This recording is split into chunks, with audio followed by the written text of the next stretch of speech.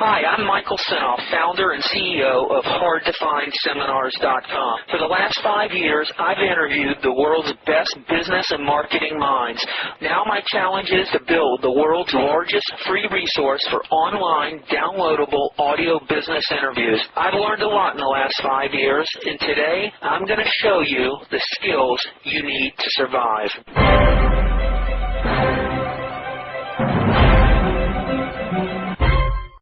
So what would you tell an importer or someone who's thinking about supplying Wal-Mart? Any advice on how to work with them, what they can expect and what you can expect as a supplier to them? I can summarize it in 2 words. Underpromise and overachieve.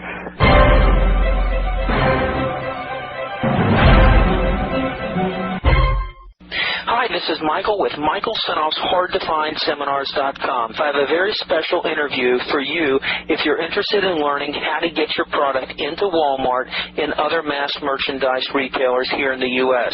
Want to get your product into Walmart or any of America's top retail chains? Then what better way to learn than listen to the advice from someone who has done it before? This is a very special interview with the CEO of one of the nation's largest and most prestigious flower importers and distributors. His name is Edgar. He has been dubbed the Latin King of Flowers. Although he seems a bit embarrassed by his nickname, the success story that he tells will prove that it's quite justified and well-earned. This interview is packed with great information on topics such as import-export, innovations to the flower industry, business strategies, and how to be successful at operating a business dealing with perishable products, and also how to deal with Walmart and much more. It's an enjoyable interview that I encourage you to take the time to listen to. Not only will you learn a great deal about getting your product into Walmart and working with Walmart, but you'll hear the story of how a young man from a third world country came to America with hard work and ingenuity, turned his passion for flowers into a multi-million-dollar business. Get ready, let's go. How did you get started in this? Were you entrepreneurial when you were younger, and where are you from? I was born in Bogota, Colombia, and at the age of 15 and a half, I came to America as an exchange student. I landed in California in a little town called Thousand Oaks. How old are you now? I'm 44. And basically, I finished my high school. Did you come over just yourself or your family? Myself. That must have been pretty scary, huh? Very scary, but a lot of fun, too. Did you know anyone? No, I did not know anyone, and I came to an American home with great people, and I spent with them 1 year in which I was able to learn English and got my high school degree. Why did you want to leave Colombia? Why not just stay there? Because I was looking for an opportunity, and I wanted to live in the United States. Did you have that dream that everyone Always, has? since I was probably 12 years old. Where did that start? Do you remember? Watching TV. Watching TV. Yes. What were you thinking? America's the greatest place to live? Greatest place to live. It's a place of opportunity, and I didn't want to live in a country that opportunities were limited to your last name. Did you know at that age there wasn't much opportunity? Yes. How did you know that? My father clearly explained it to me. Indented in my head that a good opportunity were in America. What did your father do? My father actually was well off in Colombia. He's an importer of steel and had distribution for the construction companies and big hardware stores. Was he importing into Colombia? Into Colombia, cold roll and hot roll. Wow. Was his dad in the business, your grandfather? Yes. So you have a lineage of importing and exporting expertise. Kind of, yes. I grew up, listening to my father, dealing with other countries and dealing with government agencies and importing. Did he teach you a lot in the younger years? Well, not that he teaches me a lot, but he exposed me to a lot of different things. I used to go and work at the factory on vacations. If we weren't going to go anywhere, we would be working. So I was interested in bringing in. My father has a very strong work ethic. So it's good at the early stage of my life to be able to see that. So you didn't grow up poor in Colombia. You were well off in Colombia. Yes, we were multimillionaires, but my father was very well off. That's good, because it's definitely common that if you have very wealthy parents, many times the kids don't end up with that drive and ambition. Oh, but he never gave me anything that I didn't earn. So he taught you that if you want something, you work for it. Ah, yes, I had to work for it. A little something that he gave me, I had to pay doing the car. There was something that I had to do for whatever I wanted. There was nothing for free.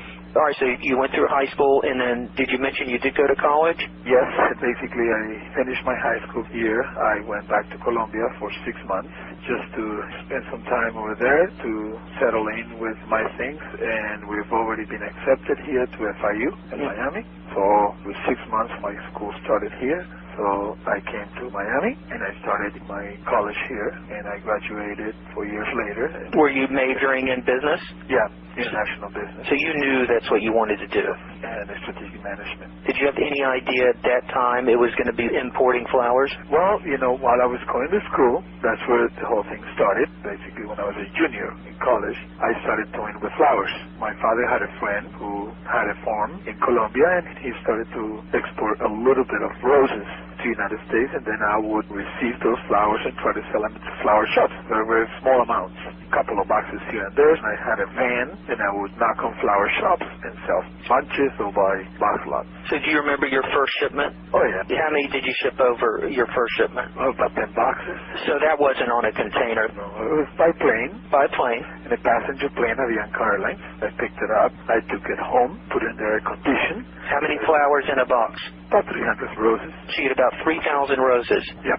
How long did it take to get them from Colombia to U.S.? Oh, there was night cargo flights and passenger flights. The passenger flights will come about once a day, and then you pick them up 4 or 5 hours after the plane lands.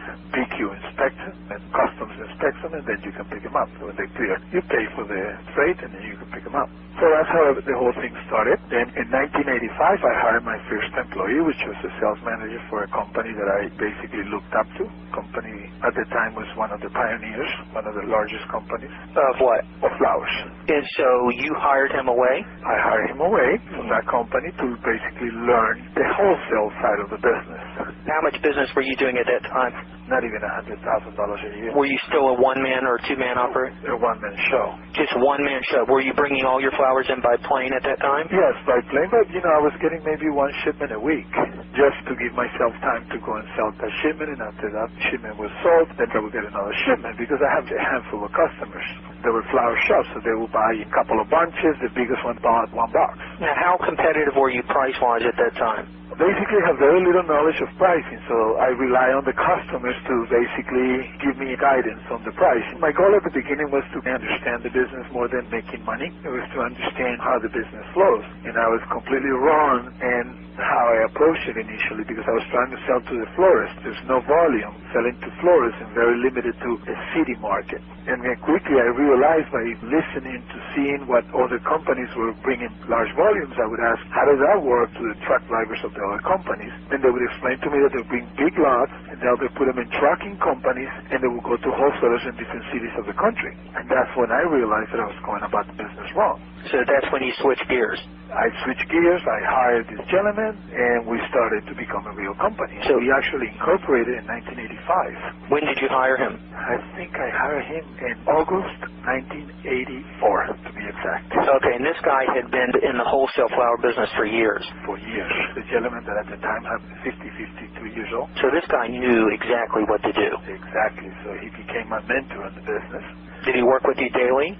He would sell the flowers. I would pick him up at the airport. At the time, we rented a little place, and we put a little cooler, and have one truck, and then we'll pick up the flowers at the airport, bring them to that location, and then ship them to, at the time, the only trucking company that was moving flowers out of Miami was Armelini. So we'd take them to the Armelini terminal with a label to each of the customers that we have made the sale. We will sell in the morning, we will ship in the afternoon. Late afternoon, the arrival from South America, and then in the next morning, we start selling. As we started bringing product every day, little by little. The second year, when we established the company in late 84, in 1985, we sold $600,000.